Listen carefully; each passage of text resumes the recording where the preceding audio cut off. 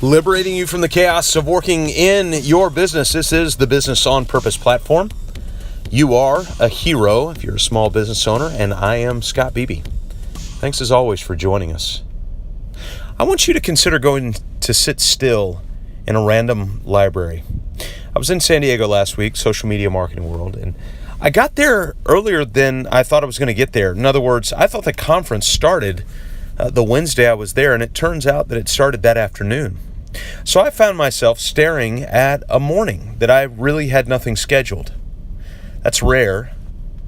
And so I thought, what do I do with that morning? So the first thing I did is I went to a local coffee shop called Coffee and Art. And the podcast I did yesterday was spending time with people who are not like you. I walked into Coffee and Art and immediately could tell that the lady standing behind the counter was not like me. She was light-skinned like I was. She spoke English like I do. She was from America like I am. But she had really wide hoop earrings stretching her earlobes out. She had a neck tattoo that was an entire butterfly from ear to ear under her neck, if you can kind of envision that.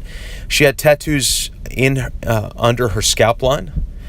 She had tattoos all over her hands and arms, and she was very, very different than I was in terms of her public expression. And she was super kind and very helpful of getting me not only decaf coffee. I'm not a caffeinated coffee drinker. I love decaf periodically, but I tell people that I'm pre-caffeinated, so I don't need a lot of caffeine. But then she also told me that the amaretto croissants are to die for. And so I said, well, I'll have two because I'll be here for a while. And so I sat down and just began to write and began to process through some thoughts that I'd been having, listened to a book a little bit, the old book, John Eldredge, Wild at Heart. I was going back through that. A friend of mine recommended that to me again. And so I sat and drank and then told the lady goodbye when I left. And I had a thought. You know, every town has a library. In fact, one of my favorite places on the earth is the Library of Congress in Washington, D.C. It's an amazing place, partially because it's just a quiet place. And I thought, San Diego's got to have a library, and I looked it up, and sure enough, San Diego had a library. And San Diego's got a large homeless population, and again, surrounding myself with people who are not like me, I walked into the library, and where many of the homeless population was. Beautiful library. Architecturally very modern, gorgeous, thoughtful, idyllic, just gorgeous. And so I walked up to the second floor and I found a chair in the corner of a room by myself. And for 3 hours I turned on Wild at Heart, the book by John Eldredge, on Audible with a notebook, and I just sat there and I listened. For 3 hours I listened. And then I got up and went to the conference and met up with some people, and it was a great conference. I'm curious, are you ever willing just to go sit for a period of time, even though it feels wasteful, it might feel a little bit boring? Are you willing to go sit in a random library in a new city? Because in that library you can see culture lay out in front of you. In that library you have moments of silence. In that library, you see a variety of different people coming for a variety of different reasons, working on a variety of different projects for a variety of different outcomes. But when you go sit still in a random library, your thoughts have a chance to marinate.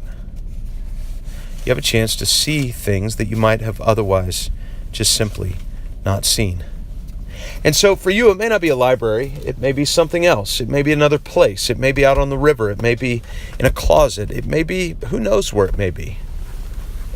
But the question is, are you willing to go sit still in a random library for a period of time? And if you do that, then you've got an opportunity to hear things, see things, and experience things that the chaos and the busyness and the noise of everywhere else will absolutely consume if you let it. Listen, I don't care if it's a library.